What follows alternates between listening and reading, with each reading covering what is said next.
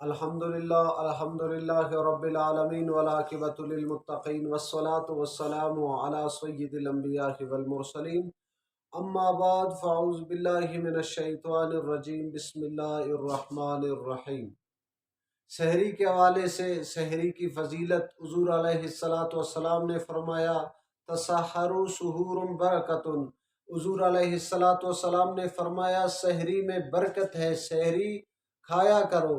حضور علیہ السلام کی خدمت میں ایک صحابی آ گیا تو حضور علیہ السلام نے فرمایا، سحری کا وقت تھا، حضور نے فرمایا آ جاؤ برکت کا ہے، یعنی سحری کے وقت کا جو کھانا ہے اس کو حضور علیہ السلام نے خاص طور پر برکت فرمایا۔ حضور نے فرمایا اے صحابی آ جاؤ برکت کا ہے، تو حضور نے فرمایا 3 شخصوں پر روٹی کا کھانے کا حساب نہیں ہوگا۔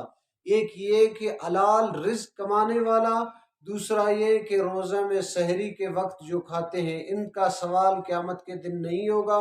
تیسرا یہ ہے کہ جو بارڈروں پر، سرحدوں پر گھوڑا باندھنے والا ہے، جو سرحدوں پر پہرہ دیتے ہیں، ان پر قیامت کے دن سوال نہیں ہوگا۔